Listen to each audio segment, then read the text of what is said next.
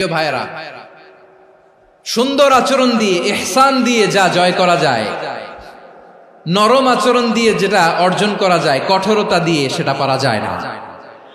বিষ্ণু ঈসা ইসলাম ইহসান দিয়ে, কোমল আচরণ দিয়ে, তার অনুগ্রহ দিয়ে তিনি অনেক কাফিরের হৃদয়কে জয় করে ফেলেছেন।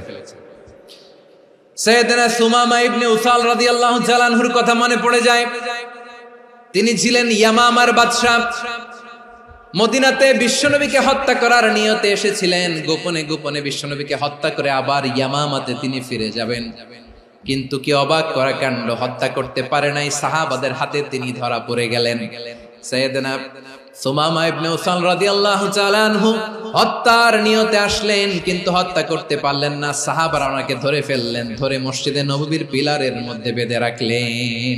সুমামা ইবনে উসাল সিরাত থেকে শোনাচ্ছি রাদিয়াল্লাহু তাআলা আনহু ইয়ামামার অধিপতি ছিলেন। বিশ্বনবীকে হত্যার জন্য আসছেন, ধরা পড়ে গেছেন, এখন মসজিদে নববীতে বেঁধে রাখছেন। তার মানে বন্দী। তো এখন স্ট্যাটাস কি? বন্দী, ক্যাপ্টিভ। তো বিষ্ণু ঈসা ইসলাম সাহাবাদেরকে বললেন, তার খোঁজ খবর নিও, সুমামা ইবনে উসালের খোঁজ খবর নিও। সাহাবার বলেন, ইয়া রাসূলুল্লাহ, আপনাকে হত্যা করতে এসেছে, তার তো কঠিন ক্যাপিটাল পানিশমেন্ট হওয়া দরকার, কঠিন শাস্তি হওয়া দরকার। বিশ্বনবী বললেন, না, আমি যেটা জানি তোমরা সেটা জানো না, তোমরা সুমামার সাথে ভালো আচরণ করো। বিশ্বনবী সুমামার কাছে গেলেন। প্রথম দিন যে তিনি কালেমার দাওয়াত দিলেন, ইমানের দাওয়াত দিলেন, ইসলামের দাওয়াত দিলেন, রিসালাতের দাওয়াত দিলেন, আখিরাতের দাওয়াত দিলেন। পরের দিন যে বিশ্বনবী সালাতের দাওয়াত দিলেন, যাকাতের দাওয়াত দিলেন, ইসলাম কি, কিভাবে, কেমন করে পালন করতে হয় চমৎকার আর্টিকুলেট করতে শুরু করলেন। তন্ময় হয়ে সুমামা ইবনে উসাল রাদিয়াল্লাহু তাআলা আনহু বিশ্বনবীর কথাগুলো শুনতে আরম্ভ করলো। একদিন নয়, 2 দিন নয়, টানা 3 দিন বিশ্বনবী সুমামার কাছে ইসলামকে প্রেজেন্ট করেছেন, উপস্থাপন করেছেন। আওয়াজ করে বলেন, কয় দিন? 3 দিন। 3 দিন মসজিদে নববীতে বাধা। আর সাহাবীদেরকে বললেন, তার খোঁজ খবর নিও, তোমরা যে রুটি বানাও এর মধ্যে সবচেয়ে ভালো আটার রুটিটা তারে দিও, সবচেয়ে রিফাইন্ড খেজুর, যেটা পিওর খেজুর, এটা তারে দিও। আর বিশ্বনবী নিজের উট থেকে দুধ দহন করে ওনার বাড়ির এক কর্মচারীকে বলেছেন, দুধ দহন করে সুমামার জন্য নিয়ে যেও। সুবহানাল্লাহ পড়বেন না? সবাই তো অবাক, ইয়ামামা থেকে আসছে নবীকে হত্যা করতে, বিশ্বনবী দেখে তারে জামাই আদর করে।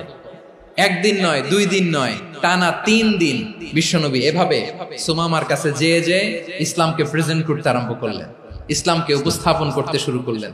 আর তাকে চমৎকার এন্টারটেইনমেন্ট, আপ্যায়ন দিতে আরম্ভ করলেন। টানা 3 দিন যখন ইসলামের দ্য বিউটিজ অফ ইসলাম, ইসলামের সুমহান বাণী, সৌন্দর্য তার কাছে উপস্থাপন শেষ, তাকে আপ্যায়ন শেষ, বিশ্বনবী বললেন সাহাবাদেরকে, যাও এবার সুমামার হাতের পায়ের রশি দুটো খুলে দাও। সাহাবারা তর্ক জুড়ে দিলেন, লা ইয়া রাসূলুল্লাহ, এমনটা করবেন না, তো ভয়ঙ্কর ভয়ঙ্কর খুনি, কি জানি কি হয়ে যায়। বিশ্বনবী বললেন, না, তার হাতে পায়ের রশিগুলো খুলে দাও।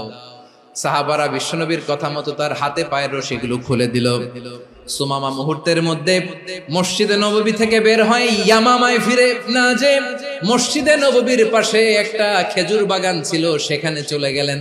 সেখানে একটা ছোট্ট কুয়া ছিল, কুয়ার পানি দিয়ে তিনি গোসল করলেন। সুবহানাল্লাহ পড়েন। কুয়ার পানি দিয়ে গোসল করে মসজিদে নববীর সামনে এসে বিশ্বনবী এবং সাহাবাদের সামনে দাঁড়িয়ে সাব্বাবা উঁচু করে বললেন, আশহাদু আল্লা ইলাহা ইল্লাল্লাহ ওয়া আশহাদু আন্না মুহাম্মাদান আবদুহু ওয়া রাসূলুহু।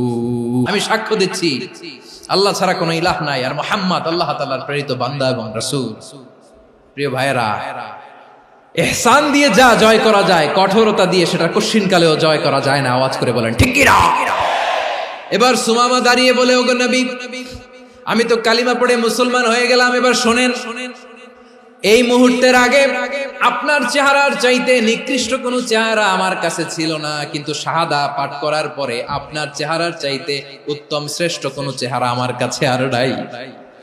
ও নবী, আজকের দিনের আগে ইসলাম ধর্মের চেয়ে নিকৃষ্ট অপছন্দনীয় কোনো ধর্ম আমার কাছে ছিল না, কিন্তু এই মুহূর্ত থেকে ইসলামের চেয়ে সেরা, শ্রেষ্ঠ, পছন্দনীয় কোনো ধর্ম আমার কাছে নাই। নবী গো, আজকের দিনের আগেই মদিনার চাইতে অপছন্দনীয় নিকৃষ্ট কোনো শহর আমার কাছে ছিল না, কিন্তু এই মুহূর্তের পর থেকে মদিনার চাইতে কোনো শ্রেষ্ঠ শহর আমার জানা নাই।